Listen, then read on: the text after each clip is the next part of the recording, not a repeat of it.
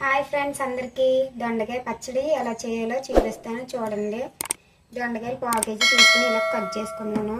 దాంట్లో పచ్చిమిరకాయలు, మినపప్పు, ఎల్లుల్లిపాయలు, కొంచెం అల్లం, కరివేపాకు, జీలకర్ర, అలాగే పెరుగు కలుపుతున్నాను. నేను పెరుగు, తాలింపుకి కావాల్సిన ఎండుమిరకాయ, జీలకర్ర, కరివేపాకు, ఇందులోనే కొన్ని ఆవాలు, కొంచెం మినపప్పు వేసాను. ఇవి తాలింపుకి లాస్ట్న వేద్దామండి.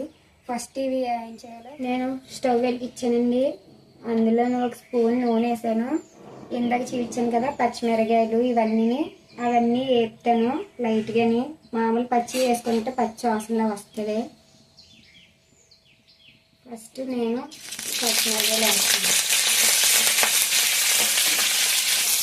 ఫస్ట్ అల్లం, పచ్చిమిరకాయలు, ఎల్లుల్లిపాయలు వేస్తున్నాను.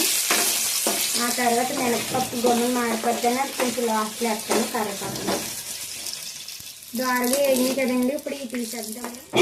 మళ్ళీ 2 స్పూన్లు నూనె వేసానండి. ఇప్పుడు దొండకాయలు వేపుతున్నాను. ఇందులో వేసి దొండకాయలు బాగా ఎర్రగా వేగాక అప్పుడు స్టవ్ ఆఫ్ చేసుకుని మిక్సీ పట్టుకోవాలి. ఇందులోనే కొంచెం వేగాక పసుపు, సాల్ట్ కూడా వేసేస్తానండి. ఇందాక పచ్చిమిరపకాయలు అన్నీ వేస్తున్నాయండి. ఇది మిక్సీ పడతాను చూడండి. మిక్సీ ఇలా పెట్టుకోవాలండి. ఆ తర్వాత దొండకాయలు వేసుకొని స్టవ్ ఆఫ్ చేస్తాను. చల్లారాక ఇవి కూడా మిక్సీ పట్టుకోవాలి. ఇందాక మిక్సీ పట్టుకున్న పచ్చిమిరపకాయలు కట్టాను. ఇప్పుడు దొండకాయ కూడా మిక్సీ పట్టుకున్నామండి. ఇందులో వేసేస్తాను ఇవన్నీ. అప్పుడు పెరిగేస్తాము.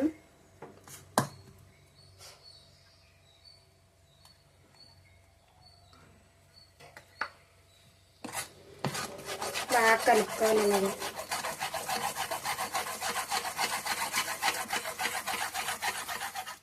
చింతపండు కట్టి ఏమీ వేయలేదండి. ఒక కప్పు పెరిగి వేసాను అంతే. పులుపు సరిపోతే లెమన్ పిండుకుంటే బాగుంటుంది టేస్ట్కి. నేను కొద్దిగా పిండినాను. మా పెరుగు పుల్లగా లేదు కాబట్టి. పెరుగు పులుపుగా ఉంటే అక్కర్లేదు. బాగా కలిపి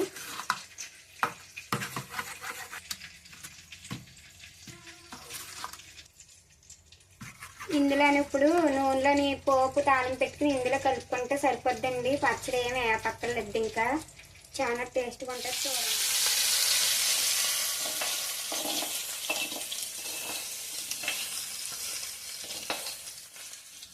పెరుగు దొండకాయ పచ్చడి రెడీ అయిపోయిందండి. మీరు కూడా ట్రై చేయండి. చాలా టేస్ట్గా ఉంటుంది, చాలా బాగుంటుంది కూడా, సింపుల్గా అయిపోతుంది కూడా.